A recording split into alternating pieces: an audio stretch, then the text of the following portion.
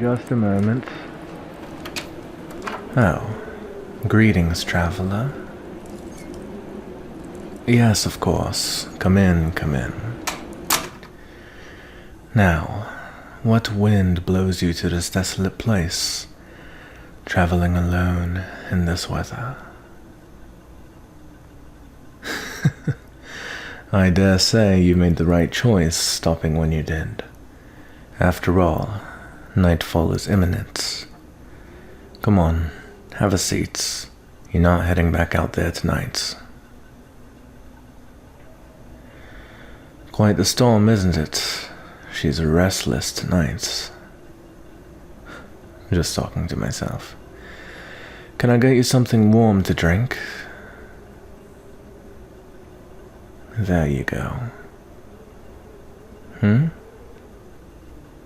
Well, for the same reason that causes anyone else to settle down anywhere.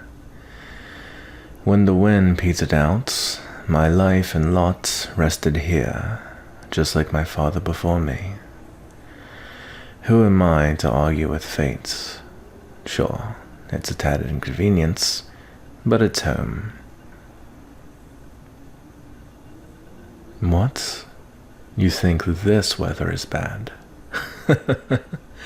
You should see the off-season.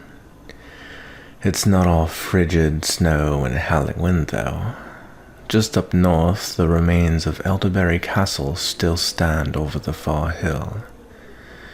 My great-grandmother used to work as a servant there, if I remember correctly. Personal attendant to the princess, too.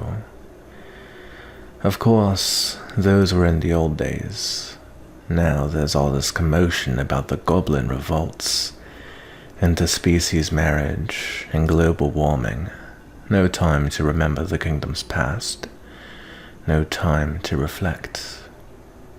Nowadays, the moment something stops actively burning, it just slips through our minds. But my family remembers. In a way, I feel as though that was the reason I was born, to act as a vessel for those memories. Back when he was still with us, my father carried an unwavering respect for the old crown, even in these lawless days. Wasn't just for show either. He believed our lineage had been called to serve and intended on carrying it out. Visited the castle ruins at least once a week to keep away squatters and alike. Silly? Perhaps. The Elderberry family had long since slipped between the fingers of time. They're all gone after all. Even so, it was a grand castle. Arcing stained glass captured and refracted light in such masterful ways.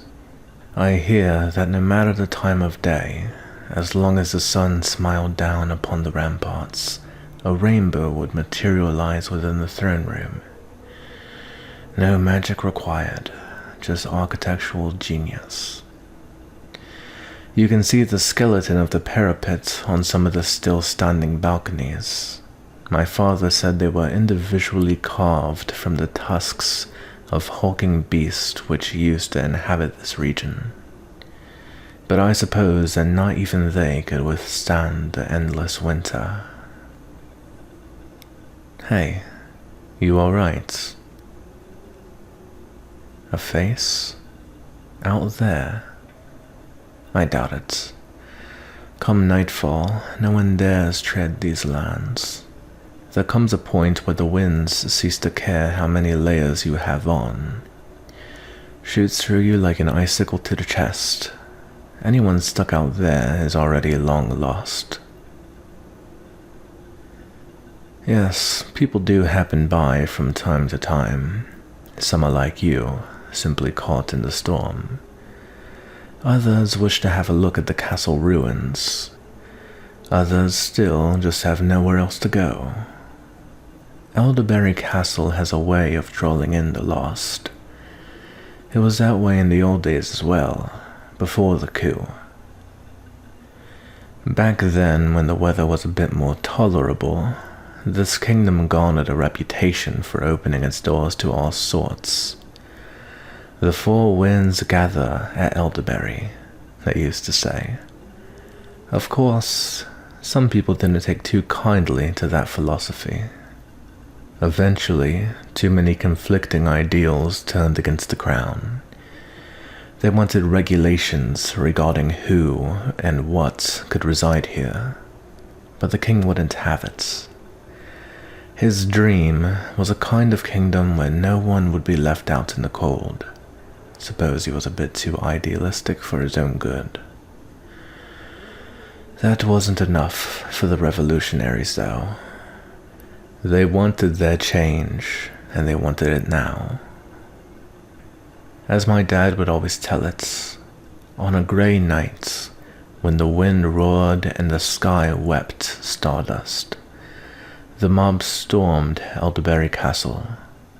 Snow has a way of muffling things, and the unmistakable silence of death permeated that blizzard. Now, the unrest had led to an economic downturn, so the castle was short-staffed that evening.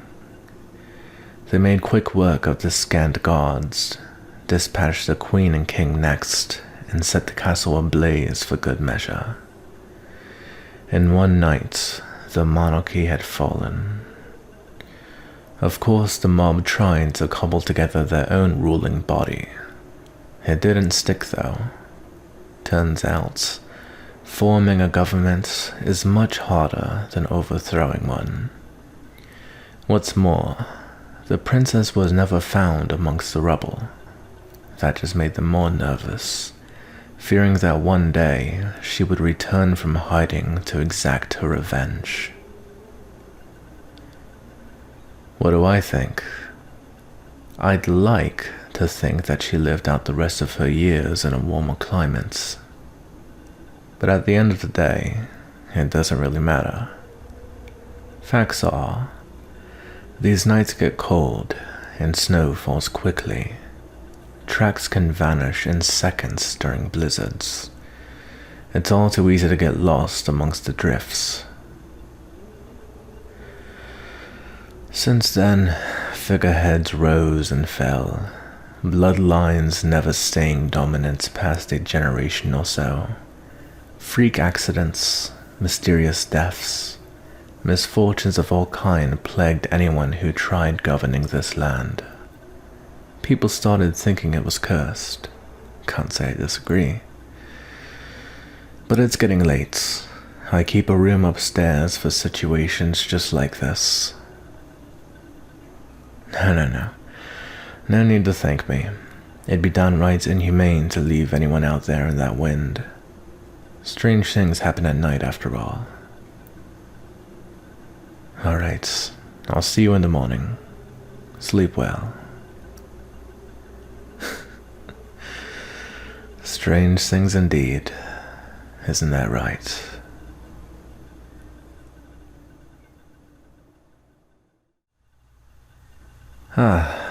Good morning. I trust you slept well? Thankfully, the storm seems to have blown over since last night.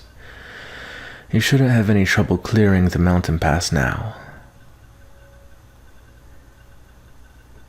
No, I won't take any payments. It was payment enough just having another person to talk to again. After all, someone needs to keep these stories alive. Will you be passing by Elderberry Castle on your way? I see. Either way, be sure to bundle up. It's cold out there.